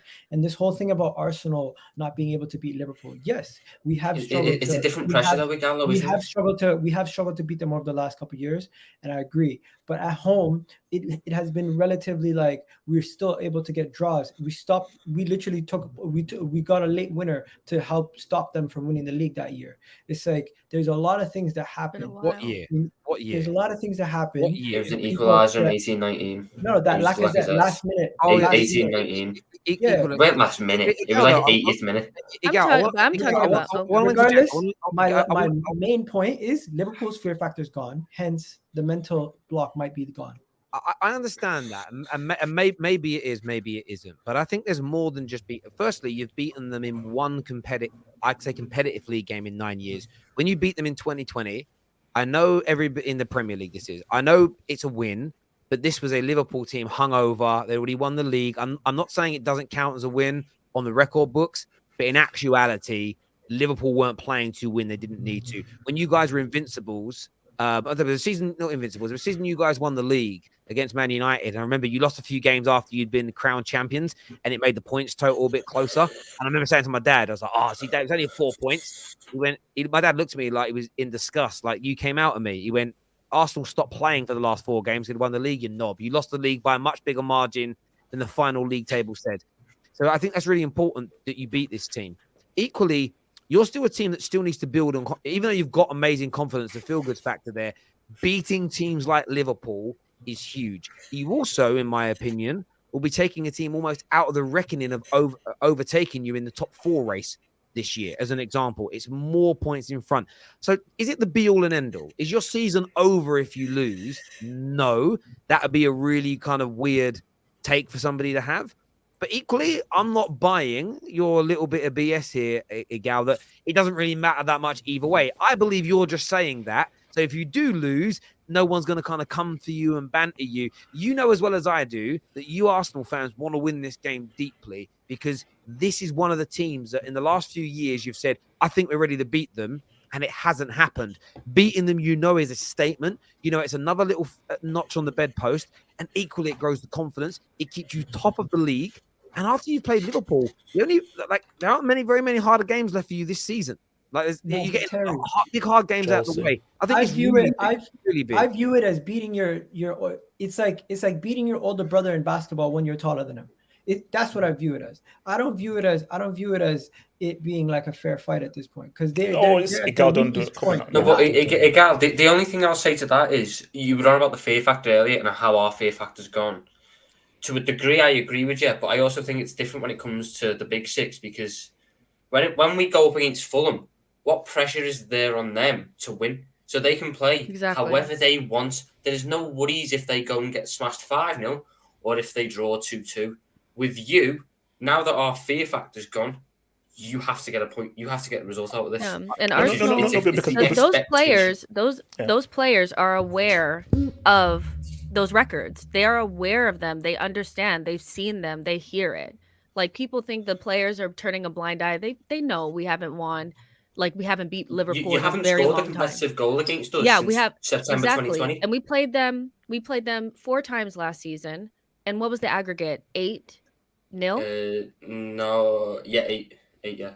4-0 and then 2-2-0. That's embarrassing. And that's these players that are playing now. Not Locke, it's not them. It's the players that are playing now. They understand. So I do think it's a massive game. Not in terms of like the world is ending, but just in terms of getting this out of our system. Like we have to get this out of our system. It has to be. Because my thing is that because if Arsenal were to lose, I think it would be a lot more questions will be asked because now you lost against United, now lost against Liverpool. How seriously should we take this Arsenal team?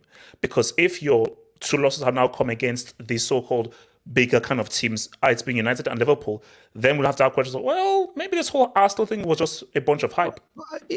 Well, if we lose those games, though, do you think that naturally means that we're not in the top? We're not going to get into the top 4? Because again, are you saying title contenders or top 4? Because the whole thing about this beating the top 6, we do have to get this out of our system. But technically, we don't have to like really beat all the top 6 teams. Like if you're telling me that we need to beat United, beat Liverpool, make sure we get points against all the top 6 teams, and then beat all the small teams, what you're saying is we're title contenders. So are you saying that are you what is your are you saying like are we going to take Arsenal serious for the title or for top 4? Because yeah. No. What I'm saying is like if we look at where things are right now, Chelsea, Harry Potter tax needs to now figure out how this whole Quidditch ball is going to be happening. Tottenham, these guys have not been playing too well, so they'll be out of it. We already know what's happened with United. Liverpool right now, we now see that, Klopp can't rebuild a team. So there is a thing of who is closest to battling City for this league. It's probably Arsenal. So this isn't a top 4 thing. This is who will come closest to City. I think there's an element of that. It's a question I was going to ask Kaz, because I haven't really heard too much from him on this. Arsenal's target at the start of the season was top 4, but we know targets are fluid. If they do start, I think if they go into these games with the opposite mentality to Gals that we want to try and win these, they start beating the Man Uniteds and the Liverpools. They have beaten the Chelseas before, but winning some of the games they don't normally. If they go away to White Hart Lane and win, that then is a difference, isn't it, between being a top 4 team and a team on its way to becoming title contenders, right? Terry, I want to win this game. I think we're going to win this game. Don't. I'm not mixing your words. You basically said if you don't win, it isn't a big deal. But you're a club that's striving. But you did say it's not a big deal. And I said people are going to spin it as Liverpool were poor, and you should. Okay. But it's a big game in the sense of. And I want to ask Kaz this because you support a club that's trying to do this as well. Surely Liverpool have to want to win every game, Arsenal to win every game, because they're trying to get back to where Arsenal, the only place that Arsenal should be, and that's challenging for titles, right? Yeah, this is more pressure on Liverpool than it is Arsenal. I think Arsenal they can afford to lose this game, so I don't think it's too much pressure on Arsenal. But I think for Arsenal, I think if they even draw, if they drew this game, that would be looked as an L upon the Arsenal fans because they know the Emirates. Emirates is quite a fortress now. They don't lose there. They rarely lose there. I think the last team that really came close, was it Brighton? I think it was. But it's just, I just feel like, that's the last team to beat you at the Emirates, I think. So it's just, I just feel like Liverpool need to win this. Klopp needs to, needs to be a little bit unpredictable. Are they in trouble? Are they in trouble, do you think? Do you think Liverpool are in a bit of trouble? Oh, 100%. If they don't beat Arsenal, 100%. I'm sorry. Like, if you want to be put up there against the elite again and whatnot, I'm talking for a Liverpool, the standards you have to hold them to. Of course they are. You're further and further down the table, and with less points. How many? 11, 10, something like that. I think it's 10. But at the same time, I think I said this. I think I said this on Monday or last week as well. Is that I think it was only 2021 season where Tottenham were top by like 20 points or something, and Man City were on like 12, 13 points, sitting in 13th. And I can bring up the table if I wanted to. So, but the thing is, it looks like Klopp potentially might be. It could look like a game where he's running out of ideas as well. He ain't got the personnel to do it. Maybe you're gonna have to start questioning the manager if they don't get a result here for Liverpool standards. I'm sorry, but you have to with the standards that they have put themselves towards. You know.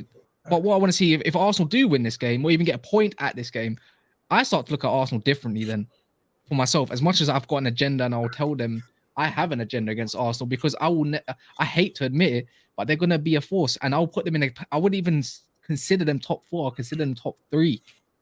That's the way I would look at Arsenal respectively. Everyone's joining the scared club. Just before Halloween. Yeah, no, but it's scary. I would like to see how Klopp approaches this game. I want to see if he's got a bit of a different tactic going. Yeah, he'll done what he done against Rangers. He'll play the 4-2-3-1. The thing is, you can't play. He can't go back to the 4-3-3. The thing is, like Arteta, he came to Old Trafford. He was a bit naive of it, but at the same time, now Klopp can't afford to be what Klopp's been doing all these years. He can't afford to be naive at the Emirates either, because you need the points desperately. The thing is, if Arsenal lose this, it doesn't actually matter. Because they'll just go smash the next team 3 or 4-0 or something like that. Does it though, Their next game is against City. All the pressure's on Liverpool, by the way. Your next game is against City. Don't forget that. People have written us off already. People have written. No one I know has said we can still challenge for a title. It's top 4 and dreaming. It's top 4 dreaming at this point. Yeah, Liverpool are out of the title. That's all it is. There are no expectations on us at this point to do what we've done. Yeah, I mean, to a degree, no, but the banter becomes bigger. If you lose your next 2 games, Liverpool, your Premier League season is over by mid-October, because you fighting for a top 4 finish is abject failure for Jurgen Klopp and Liverpool. And imagine that after 10 games, Liverpool's season over finished. Oh, no. But Terrace, realistically speaking, it's already over now. It's already over now. It's already over now. Unless Erling Haaland was to go down for the rest of the season and make the league somewhat competitive, it is over, because the only reason we came back from what our crap start last season, when we were 13 points down, was because they couldn't score goals. Now they have someone who puts in them chances. And you can't score goals. We're not going to get them dropping points. Your midfield's looking shocking. And Darwin is trash. And if you do play... How much are you going to beat us by on Sunday again? I'm not being... If you guys do play the same way that you guys played against Rangers, I generally feel like you're going to be conceding the midfield to us, and it will benefit our game. Jota in the 10 position with Salah, Diaz, and Darwin Nunez on the same pitch against Arsenal. You're basically saying, have control of the game, have all the possession. Where are your chances going to come from? You guys aren't. You guys aren't this team that counter. You know what's mad as well? Hold on. You completely misread us. We don't pass through the midfield. We don't try and attack the same way as you. So where are our chances going to come from? They're going to come from Van Dijk and Trent going bang right over the top to Salah or Jota. Not really. Exactly. We are a long ball team. We're a long ball team. We have to bypass the midfield because it's not good enough. This gets worse. This gets a bit worse, by the way. I'm looking at the table. Liverpool got a game in hand, which is Chelsea at Chelsea away, by the way. So I'm looking at it right now. Yeah, if Arsenal beat you, that you will be 14 points behind them. And if you do lose that game against Chelsea and they somehow win whatever game, actually no, you'll be drawing on points. They're still 14 points behind Arsenal, bro. That's a big 14 points. I'm loving this. You know what? I hate Arsenal, but I hate Liverpool. That's why I say it's big for Arsenal, because Arsenal essentially, think of it like you're taking out, like, Liverpool are no longer competitive with you this season. If you beat them, you'll be so far in front, you don't even have to worry about their results. You can just focus. You could actually then use them as almost like you just want the Liverpool to improve and then start beating off your rivals. But they're out of sight for you if you beat them. It's crazy. Viewers, oh mate, it's mad. Make sure you smash. I want to go to some. Who Arsenal got next, by the way? Who Arsenal got after this game? I don't know. Leeds. Oh my word! So we're looking at a loss against City. Then that's 17 points. Yeah, I know. We got lucky that the City game got moved, because we really should have had Tottenham, 17. Liverpool, and City. Yeah, in October. Is it? I've got some super chats I want to do here. One that says I think the only thing that puts Haaland. Oh, sorry, I already read that one out. Sorry. Sabio has more goals than R9, but is not regarded higher than him. So many goals doesn't count in terms of great. It's an opinion. Also, a lot of people that were watching a Sabio play are not debating anymore. Most of them are dead. So it does change it a little bit when you pick players that all the people that, if you pick a player that like everyone who watched him growing up dead or very old or not on socials, they're not going to be in the debates. Bro, there are players that adapt their game due to their size. P&P is just a cheese ball. There's a lot of players that have no ability and rely on P&P. Okay, thank you. Try and get Haaland to play foosball. No way. Is that foosball? Is that table football? Futsal. No, 5-side. But that doesn't determine who the best futsal players in the world can't play football. It's a bit like the freestyle footballers. They're amazing, but some people actually think those freestyle footballers could play in the Prem. So if they could play in the Prem, they wouldn't be making YouTube videos doing skills. In my opinion, they're great as well. I met a few of them, amazing, but they're not footballers.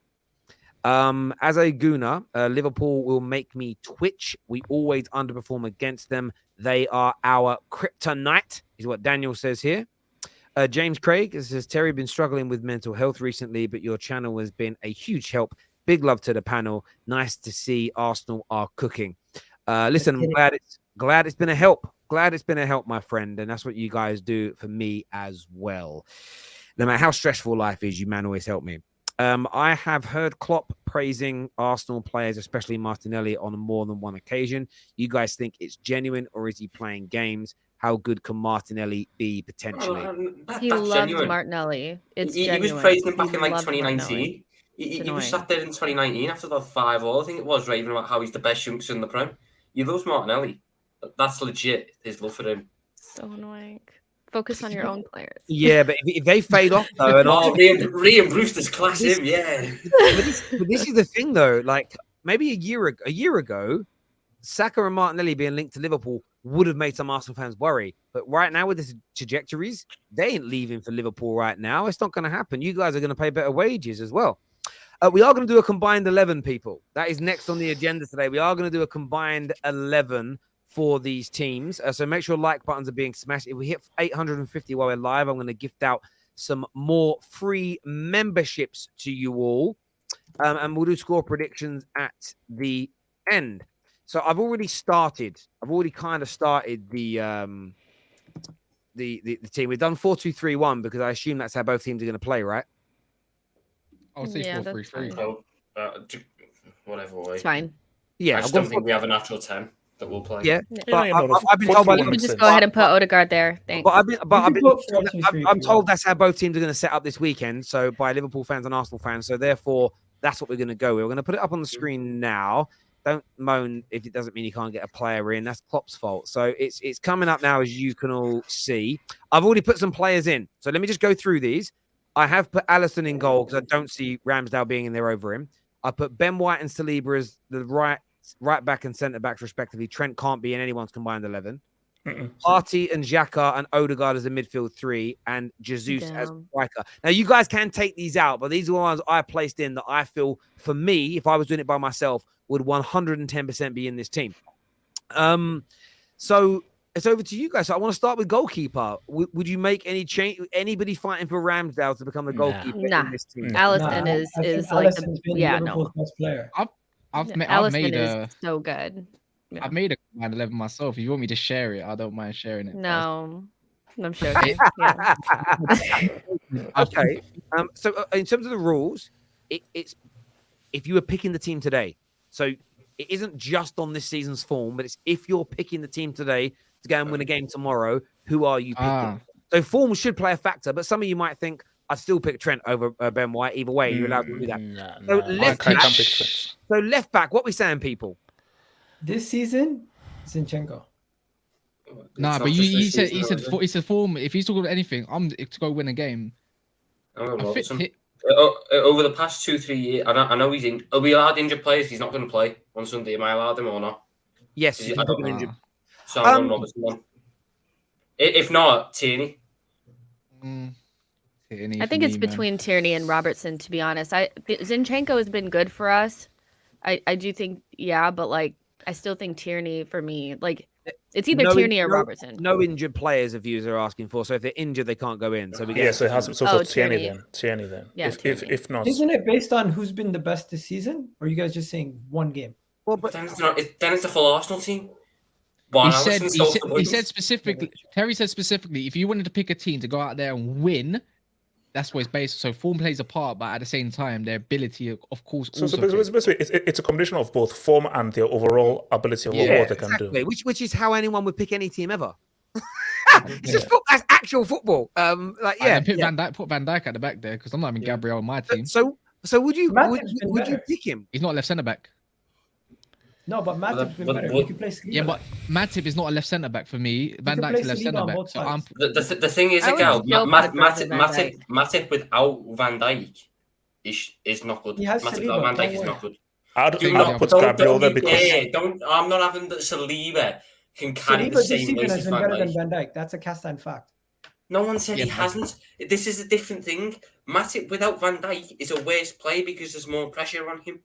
Guess what? Saliba is just as calm on the ball and just as good on the ball. Where did I say he wasn't as good on the ball? Don't worry. Where did I say he wasn't? I said it's pressure. Van Dijk has more pressure on his shoulders, so he makes everyone around him play better. Well, I'm going to say this, that if you have our midfield in front of Virgil van Dijk, I think he'll be able to perform. So you can go ahead and put him. That's a good point. I mean, I'm arguing for Thiago in that midfield. Yeah, I'm putting Thiago in over Xhaka. What? Guys, we'll move on to that. Guys. Young lads tuning in. All day long. Don't do a gym and blow your load too early. Palmer, we'll get to that in time. So we're getting Van Dijk. Virgil, let's put Virgil in there. Okay. Igal, come on, man. Give them Virgil, man. Personally, I wouldn't pick him right now. No, but I think the best Liverpool defender this season has been Matip. But based on what you guys are doing. We're all agreed. Thomas has played 3 games. Guys, so I need to get through this just because of time. Sorry, peeps. So Saliba, we're going with, yeah? Yeah. Cool. Right back. What we saying right back? I'm not arguing this one. I'm not trying to argue this one. Ben, We need to win a game. Ben White. We need to win. Sorry. Trent can be on the bench. Trent's out. Right. So first DM. Or like one of the first midfielders. Who we going with? Thomas. Fabinho's been shite since 2000. I'm not putting Fabinho in. I'm not doing this with you guys again. It's easy for me to pick people in. Go on, Tom. Go on. I mean, I like to do it as a double pivot because if it's 4-2-3, it's a double pivot. I'm going Partey and Thiago. As my if I was to pick a team for tomorrow or for the game to win me, I'd go Thiago and Partey. I think that's the best midfield. I agree. I agree. Okay. Go on, Gal. No one's going to argue for Fabinho. I like this. Let's go. Partey's in. Partey's in, but you're not going to make any argument for Granit Xhaka? No, Granit Xhaka is going in also. Granit Xhaka has been one of the best 8s in the league. What are you guys talking about? Wait. Igal, where do you put Xhaka then? Bro, you're playing Odegaard, Xhaka, and Partey. That's the midfield 3. Oh my god. No. Oh my god. We have the pivot of the 2 is Partey and Thiago. Now we're now going for the 3 above that 2. So either Xhaka is in that 2 or he's not in the team. I'm good with that. Honest, Partey, Thiago, and Odegaard. Is Thiago even available? Like the man's played 2 games. Yes, Xhaka's been the best player in Actually, there's room. Wait, one sec. This might be annoying to Liverpool fans, but I've just seen that apparently Thiago might be injured. No, he might not be able to pick him. No, Cassie's right. I just want to say this. No, he is fit. As a player, he is fit. He is fit. We're not putting him in training. As a player who has played, am I mistaken, that has played 2 games this season? I don't even know how many minutes he's played. Hold on, again. If your point is he hasn't played enough games, why were you arguing Matip, who's played 3 games this season?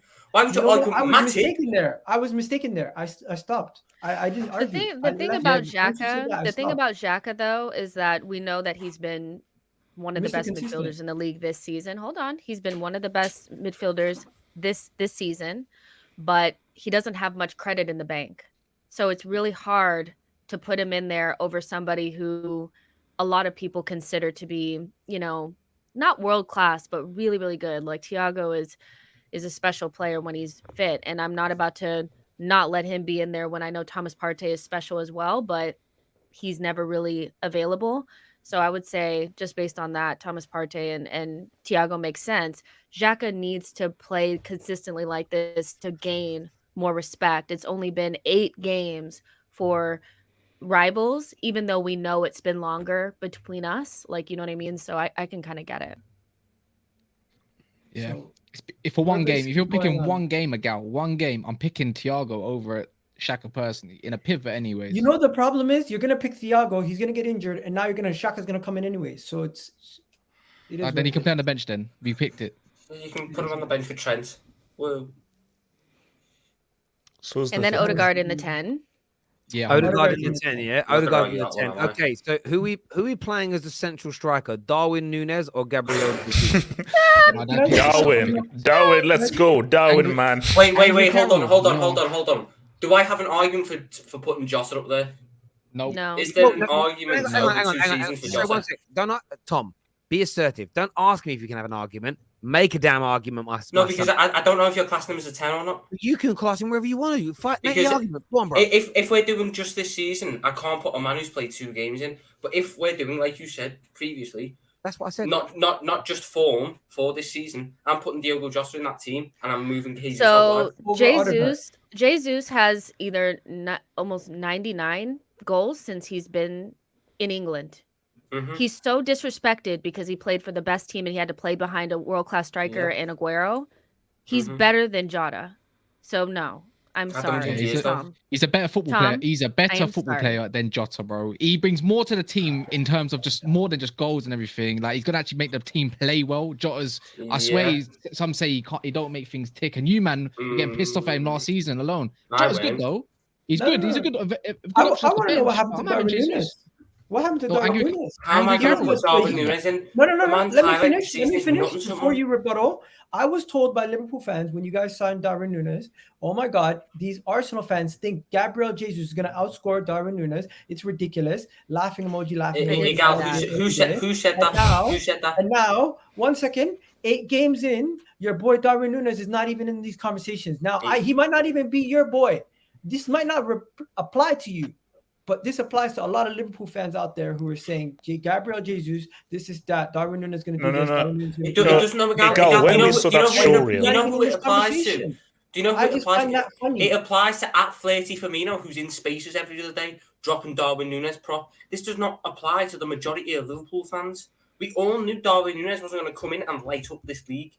We Oh, hoped- whatever, bro. But the expectation weren't Is that. that The true? expectation Whatever, bro. wasn't that Listen, he's going to do a 85 Haaland million numbers. striker. It All wasn't I'm going to be gonna anyway. say- Listen, Whatever. all I'm how gonna many say times? is- How many times am I on here or Jess is on here and we're catching strays for other fans? Don't hide away. These are your And fans. They do say the that. beginning of the But God, you season, are- there was this thing. There was Why am this I thing fault for going what Flirty around. Firmino said? It may Guys, not let's just speak. be Liverpool. It may not just be Liverpool fans, but what I will say is that somebody posted one of those. Okay, let's rank Jesus, Haaland, Kane, and Nunez, and say who's going to be the best. And I saw Nunez above Jesus so many times it made me freaking sick. So it may not have been just Liverpool fans. It was I'll say rivals at large. Mhm. Hold that. That guy is a bum. So Angry Carroll, man. we put. I assume we're Eddie putting. Nketiah has more goals than him this season. Guys. I'm trying to move on. So Gabriel Jesus, we keep putting him in. Yeah. Facts. Cool. I'll So have him, left yeah. hand side of the attack, who's in? Martinelli. Martinelli. No. I'm Luis putting Jota in. Diaz has been. I'm has not putting been Luis Diaz tough. in. I'm putting Jota in left. I'm putting Jota in left wing. Tom. You're just trying to squeeze everybody in anywhere Tom? just to try to get a Oh my person. god. Tom? Oh my god. Am I not allowed to put a left winger in left wing? He played but left you wing said against. You just call him a Martinelli- camera. Every time he plays against us, he plays central. He played left wing in the 2-0 win in the Forget about Carabao that, Cup forget against about us. Who is a better What do you left mean winger? forget about that? 1 second. Who's a better left winger? Martinelli or Jota? Jota. Martinelli. Does Jota okay. I'm sorry, How many but times- if Klopp could get Martinelli in his team right now, he would start him at left wing for you. He put him up front. I'm to be sorry. How many chances is know. Jota creating? How many times is Jota dribbling past people? Oh my god, how many goals has Martinelli scored? Bro, he scored 3. Jota This scored season? 15 last season. Bro, I'm talking about this. I'm talking about you asked me about this season. You didn't ask me about last season. And when did I say this season? I can't say Jota this season. He's played 2 games. No, but But I'm talking about. how many times did he play left? And wing last even if you want to season? go this season, many- even no. if you want to go this season, I can drop Luis Diaz in, and he's got just as many goal contributions in a worse team in less games. Okay, but you know what? Hmm. Luis Diaz picked up almost all of his goal contributions in one game. No, he picked up Yeah, half. yeah, of them. didn't he? Didn't he score all of them against Bournemouth? How many? No, Wait. no, he scored 2 against Bournemouth, and he got a goal against Palace and an assist against someone else. Okay. So He I has would 3 say goals this. and 1 assist, the same as Martinelli, but 2 of them you gotta probably throw in the bin because they're Who did Martinelli against score against? Bournemouth. Who did Martinelli score against? Was one of them He against scored his Leicester? first game of the season. Sick goal against Palace.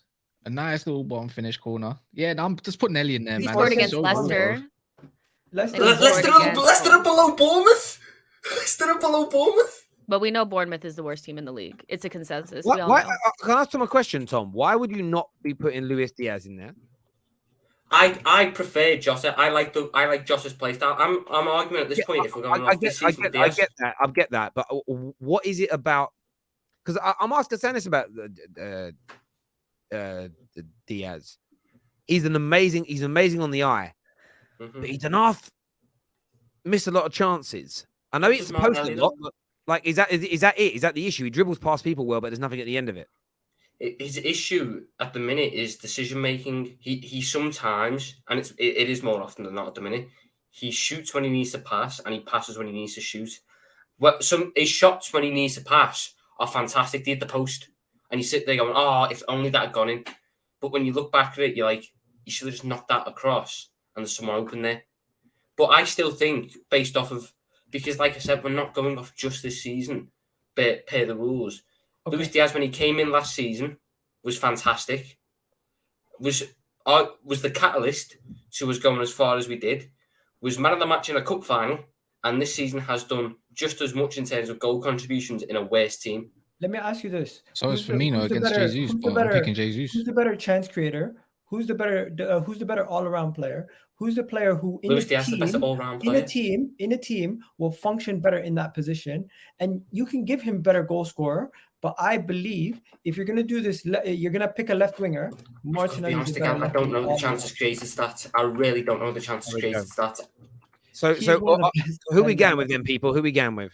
I'm going to put Luis Diaz in there, but I But assume everyone else is saying Martinelli, yeah. Mhm. Mm-hmm. Sorry. So You're who's gonna gonna get be, one. Who's going to be the right side of the attack? Saka or Mo Salah? Salah. It's bro. gonna be You Salah. can't say anything but Salah. Yeah, it's gonna be Salah. But if it was just on form, obviously it'd be Saka. So that's the Well, No, conclusion. it wouldn't. No, it wouldn't be just on form. It's Salah. In every way, it's Salah. In every single way, it's Salah this season, and I'm not hearing it any other way. But you know what Again- though? Like honestly, Again, like Salah's I'm got 11 goal contributions in 11 games. yeah, more does he have it's to do? Salah, but I mean he's like the best player in the league, you know, but besides Haaland, really. So if Saka can't get in the team because he has to play behind that guy, screw it. You know, we got Martinelli and Jesus in there. We got damn near a whole entire midfield. Feeling good about it. As you- Feeling as you- good. This as is you- not what it looked like a year ago. As you can all see here, Arsenal Four with players. 7-4. 7-4 when it comes to this combined 11, as you can see. There was a super chat that we had that came through that I want to put up on the screen. It says, can we quickly see what Igal's combined 11 would be? If you were to pick the combined 11 yourself, by yourself, what would it be, Igal? Okay, go back to it. By the way, I would have had mine on form, so I would have gone Xhaka, and you know what, keep Van Dijk there, and I would have replaced Salah with Saka. So you would have gone 10-1. Sorry, you would have gone 9-2. Yeah, 9 Arsenal players to 2 Liverpool players. That is a big claim. There.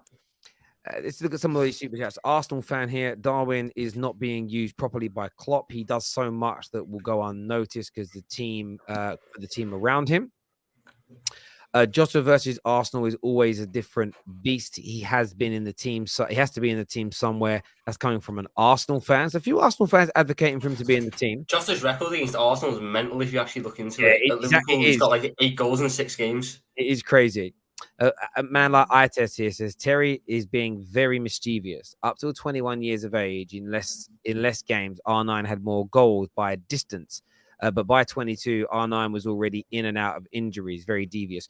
Well, the problem is that's not devious at all, my friend, because Haaland is 22. So what you're suggesting I do is take a year off Haaland and go, well, at 22, R9 was ahead of him in terms of goals. But you've just done something there, improved something to us. Availability is the best ability. The fact that R9, as you put it, and I don't have the stats in front of me, missed parts of the following season, so weren't scoring goals.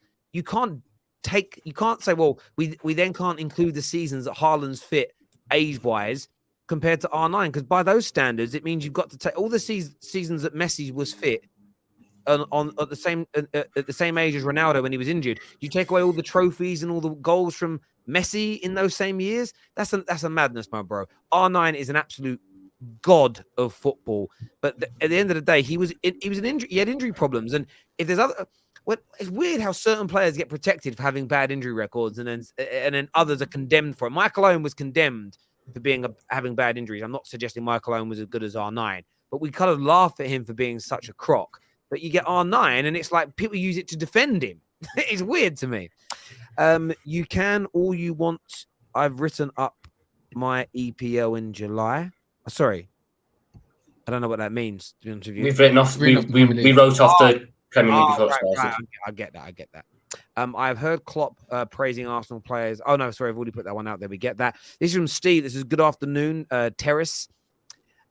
Is Reece James the new Eden Hazard for Chelsea? As in the ball at his feet, something going forward. I mean, he's not as good a dribbler as Eden Hazard, but he's certainly one of the best. He's certainly one of the best attackers. Finisher. And one of the best finishers there. I have Hope would be absolutely furious if he read Reece James and Eden Hazard in the same sentence there. He'd have kittens. He'd have a baby live on air straight away. I gotta go, bro. All right, mate. No worries. So we're pretty much at the end of the show now anyway, people. Paul here says, just looked at Saka's stats in the last 2 seasons compared to Harvey Barnes and Bowen's. They both have more GA, and Harvey Barnes was injured for a lot of it, and they've got a cheek to call him Star Boy, is what Paul has got to say there. But listen, everybody that has tuned in, a massive thank you to each and every single one of you. I want to say thank you to NordVPN for sponsoring us again today. I always say make sure you have it downloaded. You should not be using the internet without a VPN provider protecting everything it is that you do online. Plus, as we pointed out to you earlier on during the show, many discounts you can get via using your VPN for different premium streaming products, as well as downloading games if you are a bit of a gamer online. So go and get that done at the end of the show. I would love to super chat here from Sharik. He says, just wanted to say thank you to the Football Terrace for being an amazing channel, creating amazing content, and being brilliant people. I hope nothing but the best for you guys. And I say happy birthday to you as well. I did see on Twitter during the show that it's your birthday. So many happy returns. And probably one of my most loyal viewers, both here and on socials, always having my back. So I'm very much appreciative of that, Sharak. I really am. So thank you. Jess, Kaz, Tom, I know have hope and Igal have had to go. The show is a bit longer than we expected. But until next time, take care of yourselves. Goodbye. God bless. And we'll see you all again soon.